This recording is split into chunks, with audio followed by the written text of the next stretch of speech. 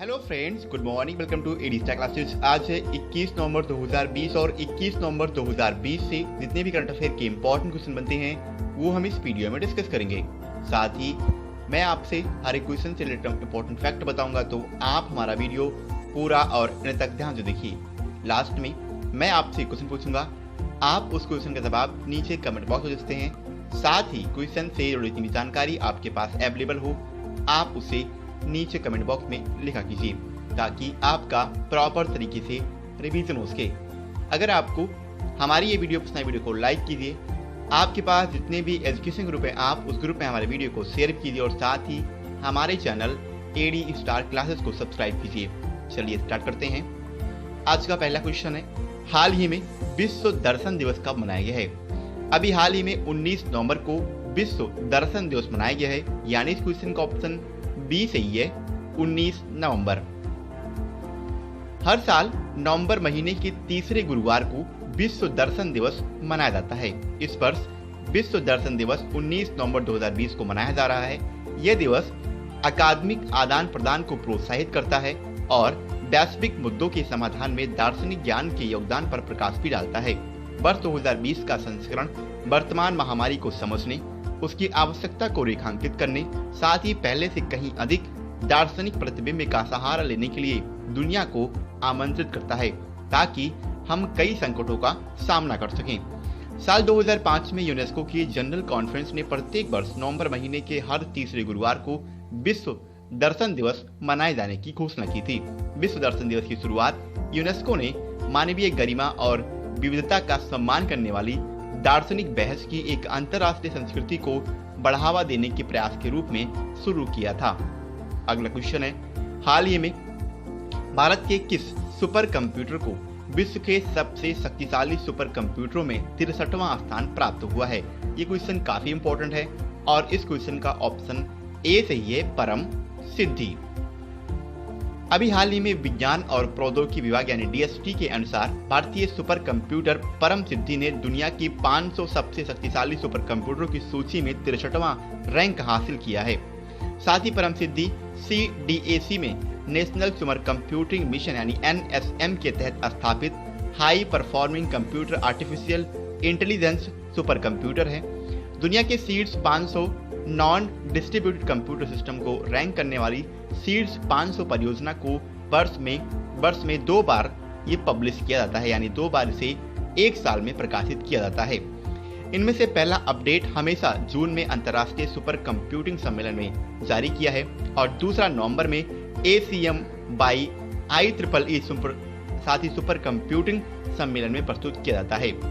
AI यानी artificial intelligence system advance material, साथ ही computational रसायन विज्ञान और साथ ही खगोलीय भौतिकी जैसे क्षेत्रों में पैकेज और ड्रग डिजाइन, साथ ही निवारक स्वास्थ्य देखभाल प्रणाली के लिए प्लेटफॉर्म पर मिशन के तहत विकसित किए जा रहे कई पैकेज बाढ़ प्रभावित मेट्रो शहरों जैसे मुंबई, दिल्ली, साथ ही चेन्नई, पटना और गुवाहाटी के लिए बाढ़ पूर्वानुमान पैकेज के एप्लीकेशन विकास को ये मजबूत बनाएगा। इसीलिए आपके क्वेश्चन के आपके एग्जाम के दृष्टिकोण से काफी इंपॉर्टेंट क्वेश्चन, इसका नाम आपको याद रखना है।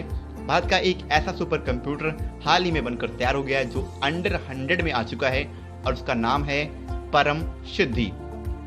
अगला क्वेश्चन है, हाल ही में किस बैंक ने CASA अभियान की शुरुआत की है?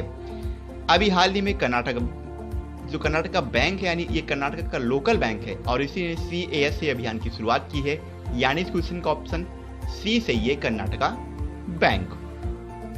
हाल ही में कर्नाटक बैंक ने CASA यानी current account and saving account को प्रोत्साहित करने के लिए एक अभियान शुरू किया है जो 17 नवंबर से 4 मार्च 2021 तक चलाया जाएगा।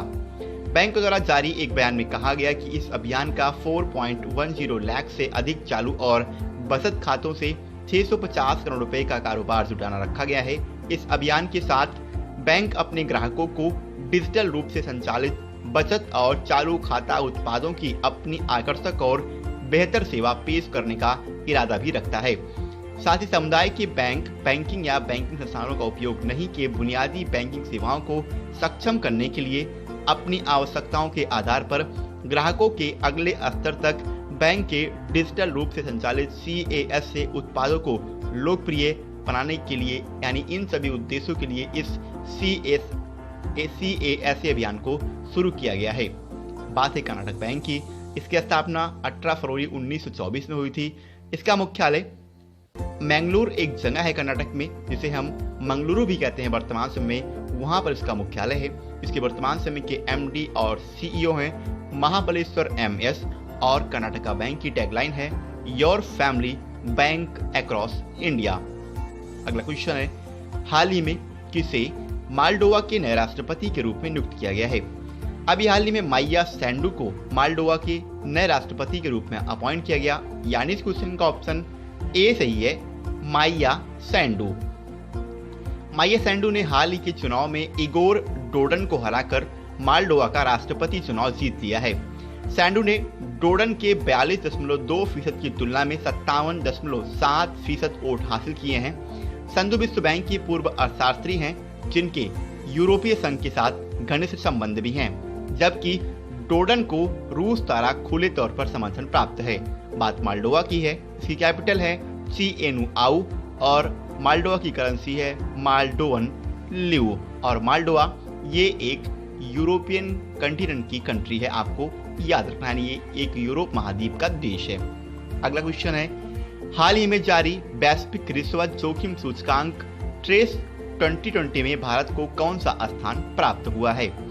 अभी हाल ही में वैश्विक रिश्वत जोखिम सूचकांक ट्रेस 2020 जारी किया गया और इसमें इंडिया की रैंकिंग है 77 यानी 77वीं, यानी इस क्वेश्चन का ऑप्शन सी सही है, 77। हाल ही में भारत को व्यापार रिश्वत जोखिमों की वैश्विक सूची यानी ट्रेस ब्राइबेरी रिस्क मैट्रिक्स 2020 में 77वें स्थान पर रखा गया है। भारत ने वैश्विक सूची 2020 में 45 का स्कोर हासिल किया है, जो व्यापार रिश्वत जोखिमों को मापता है।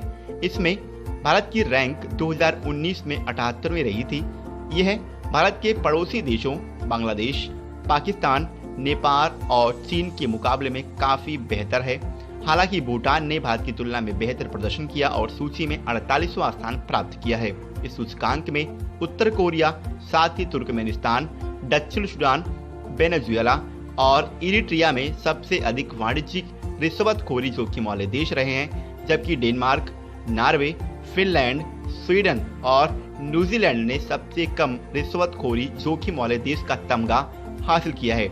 यानी अगर बात करें इस रैंक में टॉप की, तो टॉप 5 में सबसे ऊपर टॉप पे डेनमार्क है, सेकंड में है नॉर्वे, थर्ड पे है फिनलैंड, फोर्थ पे है स्वीडन और फिफ्थ पे है न्यूजीलैंड। ट्रेस मैट्रिक्स सूची को ट्रेस इंटरनेशनल द्वारा जारी किया जाता है, जो एक एंटी रिश्वत मानक सेटिंग संगठन है, जो 194 देशों, क्षेत्रों और स्वायत्त और अर्ध स्वायत्त क्षेत्रों में व्यापार रिश्वत जोखिमों को मापता है। अगला क्वेश्चन है, हाल ही में किसने द रिपब्लिकन एथिक वॉल्यूम 3 और लोकतंत्र के स्वर नामक 2 पुस्तकों का अनावरण किया है? अभी हाल ही में वर्तमान समय के हमारे रक्षा मंत्री राजनाथ सिंह ने द रिपब्लिकन एथिक्स वॉल्यूम 3 और लोकतंत्र के स्वर नामक 2 पुस्तकों का अनावरण किया है, यानी इस क्वेश्चन का ऑप्शन बी सही है, राजनाथ सिंह। रक्षा मंत्री राजनाथ सिंह ने द रिपब्लिकन एथिक्स वॉल्यूम 3 और लोकतंत्र के स्वर शीर्षक 2 पुस्तकों का अनावरण किया, जो राष्ट्रपति रामनाथ कोविंद के कार्यकाल के तीसरे वर्ष में विभिन्न अवसरों पर दिए गए भाषणों का संकलन है। सूचना और प्रसारण के वर्तमान समय के हमारे केंद्रीय मंत्री, जिनका नाम है प्रकाश जावड़ेकर, इन्होंने दोनों किताबों के संस्करणों का अनावरण किया।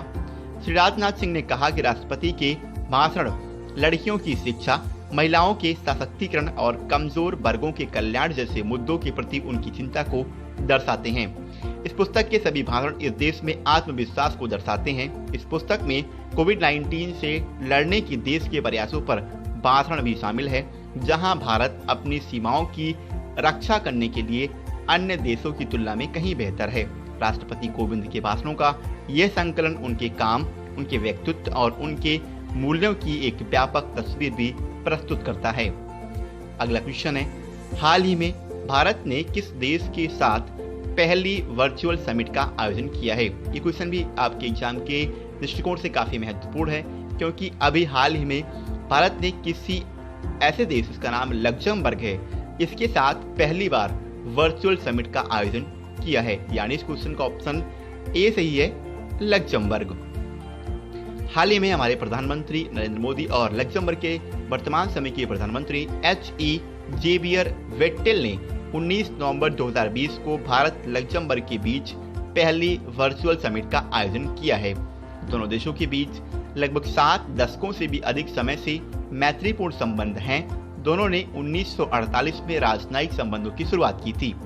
इस शिखर सम्मेलन के दौरान दोनों पक्षों ने व्यापार, वित्त, इस्पात, अंतरिक्ष, ICT, नवाचार, विनिर्माण, मोटर वाहन, सतत विकास जैसे क्षेत्रों में अक्षय ऊर्जा और जलवायु परिवर्तन के खिलाफ लड़ाई में सहयोग बढ़ाने पर सहमति जताई है।